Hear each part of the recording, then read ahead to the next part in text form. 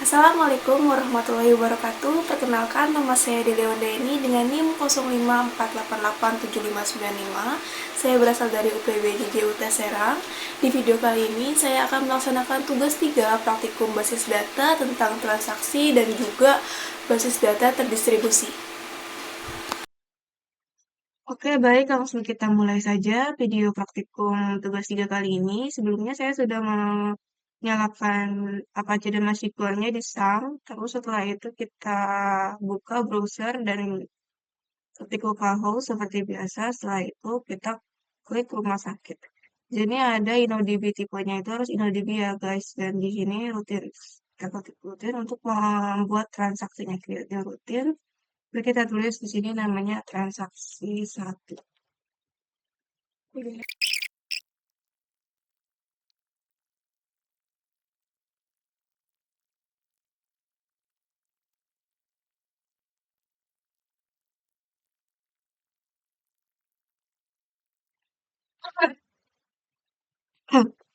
Oke, jadi di sini kita ketikkan dari begin ke end untuk insert pasien.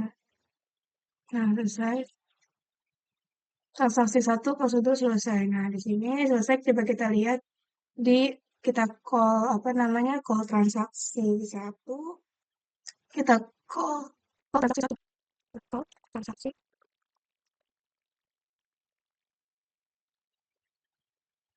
Nah, di sini tertera di sini namanya 6 Soraya Malang perempuan. Nah, di sini setelah itu ini kan belum di-commit. Kalau belum di-commit ini berarti datanya ini belum permanen. Coba kita research lagi. Misalnya kita lihat di tabel pasien. Nah, nama Soraya ini belum ada kan, teman-teman. Jadi ini belum di-commit. Setelah itu kita buat transaksi kedua dengan commit. Biar data dia itu namanya eh, permanen.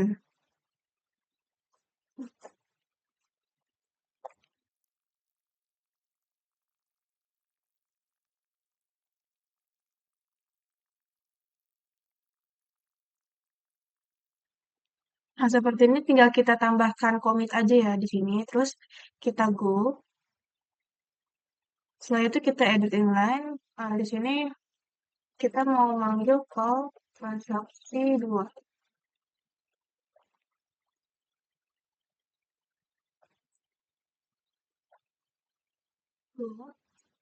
Nah, di sini tertera Soraya Malang perempuan. Coba kita lihat di pasien apakah sudah terdaftar. Nah, sudah. Jadi perintah commit ini itu untuk memastikan kalau di datanya itu permanen. Kalau nggak ada belum perintah commit itu dia datanya belum permanen, guys. Jadi hanya sementara. Lanjut. Oke, setelah itu kita ke tutorial kedua yaitu tentang perintah rollback. Kita buat dulu transaksi ketiga. Oke, kita buat dulu transaksi ketiganya, perintah rollback ya. Saya buat dulu nanti saya jelaskan.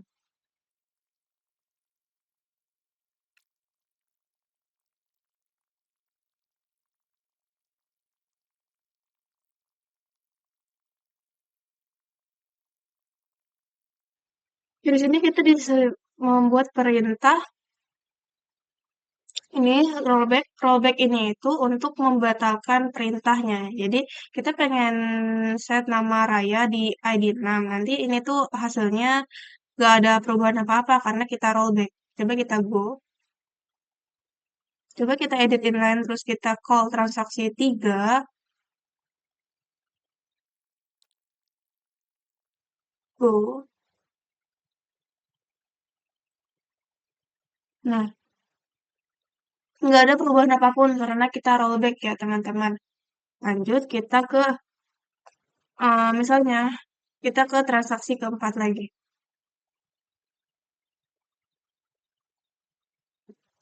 Ke transaksi keempat yang lebih kompleks lagi. Jadi kita melakukan fungsi insert, setelah itu rollback.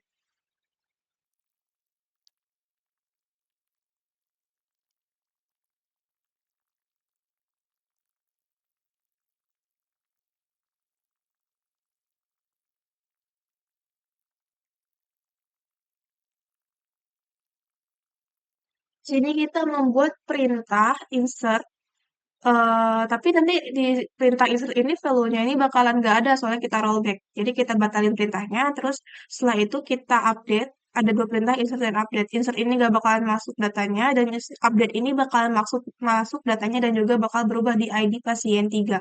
Coba kita go. Coba kita call transaksi for call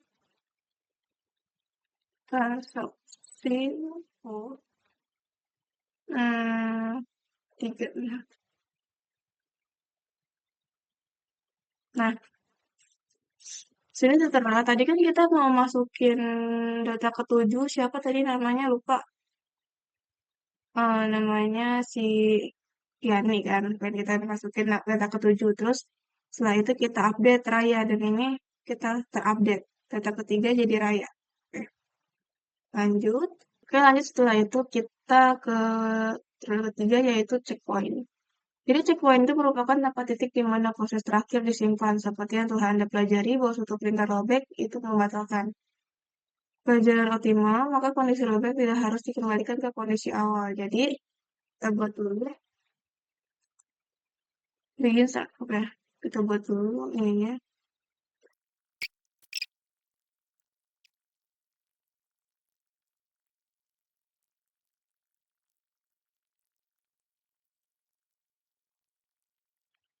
Eh, ini checkpointnya. Jadi, di sini yang muncul itu cuma values ke-7 dan juga ke-9. Yang 8-nya nggak muncul karena dia di rollback.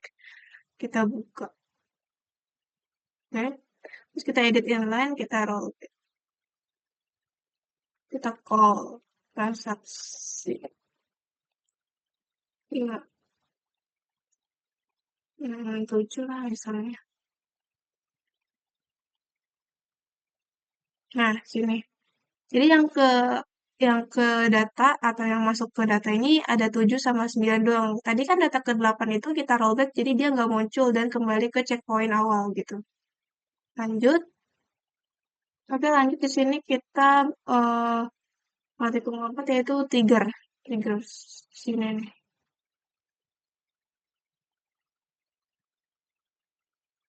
Nah, sebelumnya, trigger itu merupakan sebuah perintah atau event yang dapat memicu perubahan sebuah basis data. Event yang digunakan yaitu memasukkan, insert, update, dan juga delete. Event-event itu kayak gini, before after dari insert, update, dan delete. Nah, untuknya itu kita bikin dulu sebuah tabel baru di MySQL. Kita copy paste aja.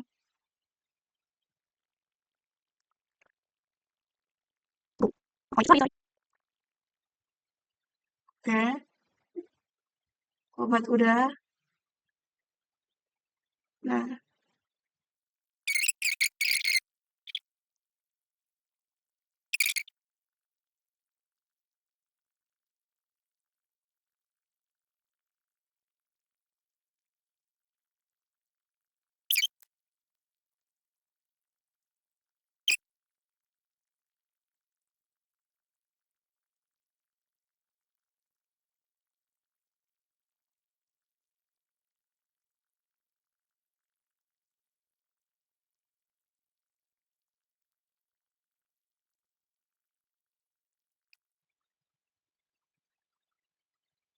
nah, oke, di sini sudah saya buat relasinya. Nah, setelah itu kita buat di tabelnya itu dengan data ini ya.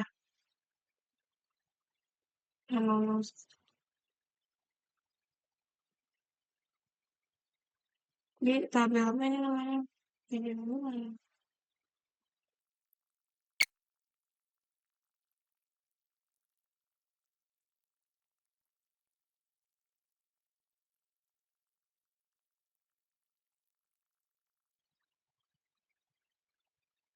Nah, ini sudah kita tulis. Setelah itu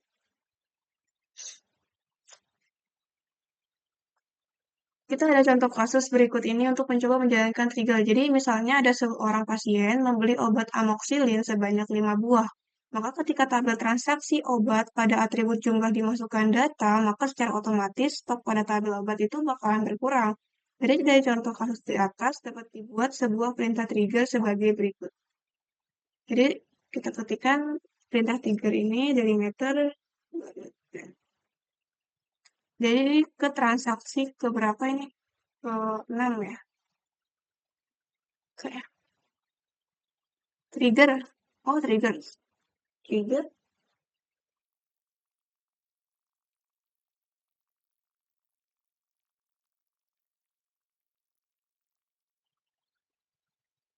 Oke.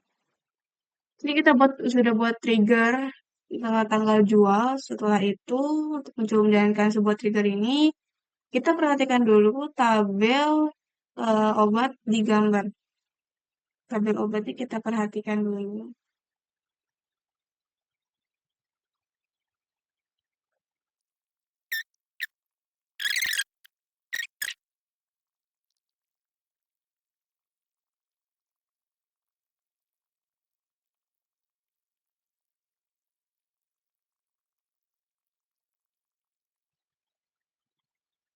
Tago.